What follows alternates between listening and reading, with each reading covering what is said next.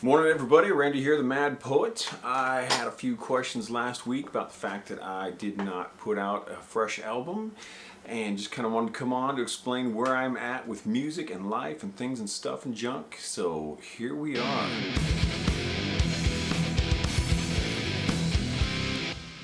So yeah, last week, no album. I had released my 50th album and I did a couple of live shows that week. Just it was a really busy week and I decided, you know what, that's 49 albums in just a little over 11 months and that's kind of crazy. I decided to take a little time off and I spent a couple days playing City of Heroes and watching some movies with Sarah and just basically relaxing and doing some yard work, rearranging the house and all the crazy adult stupid stuff that we do.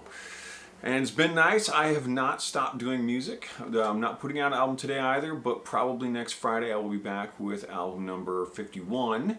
And that's going to be, of course, another in the Asemic series. So this will be Asemic Writings Part 3, subtitled The Frantic Fool. And I've written the majority of that music now. It's coming along nicely. I think it's going to be for people who like very long format songs. I think it's going to work quite nicely.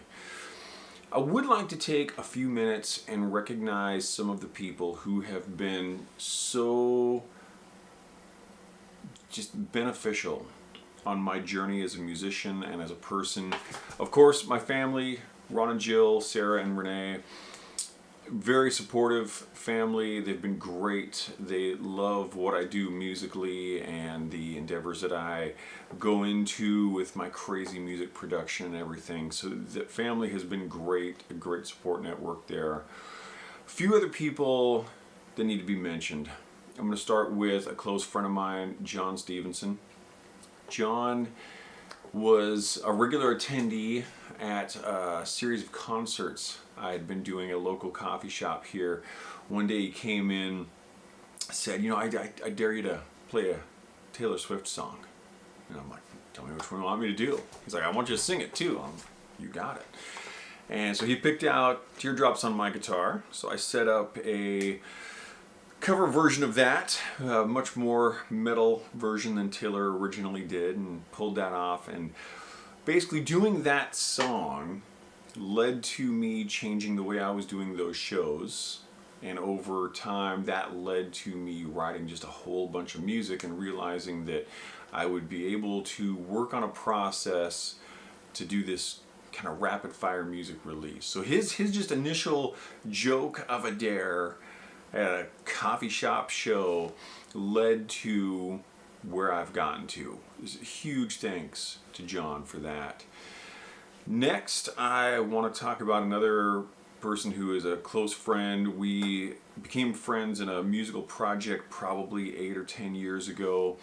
She started taking lessons from me as a guitar player, and then she kind of transitioned into her lessons being more compositionally based, and she now writes compositions for choruses, for choirs, and she puts her sheet music up online, which I just think is a super cool format. People aren't publishing sheet music these days, and that's really awesome. Her name is Susan Smith, and the real reason I want to mention Susan is she is the only person who has purchased all 50 of my albums plus my one EP. A lot of people have downloaded my albums. There are a lot of people out there who have bought a bunch of my albums, but she's actually bought every single one, and she's usually the first person to buy. She's been beat a few times, but usually Susan, I put my music up on Bandcamp and there's Susan. So again, huge thanks for that. That's just such a cool way to support someone. Just, you know, make sure that every time they put something out, you're there. That is super awesome. The last person I want to talk about today is a gentleman named Kevin Hughes, who I met when I was 17. He has been a guitar teacher and a friend for the last more than 30 years now. He is a super cool guy, and he is one of these guitar players that just makes me feel infantile when I play guitar. I watch Kev and it's just like, where does that come from? He's so amazing. And I have had the good fortune of having one really bad guitar teacher and several really good guitar teachers, and then a handful of very good mentors and coaches along my musical journey. But Kevin has been kind of the big constant in that, and I can always go to Kevin, have a talk, take a lesson, and just get all kinds of great information. Very inspiring, very cool person. So, of course, I also want to put in thank you to everyone who has supported me in any way, watching my videos, downloading my songs, paying for my music on Bandcamp. All of that is amazing.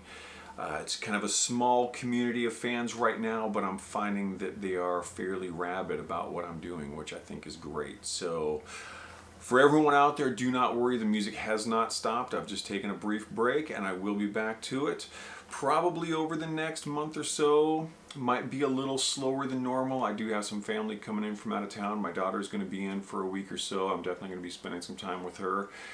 But the music is coming back, so I will see you on the guitar again soon. Thank you.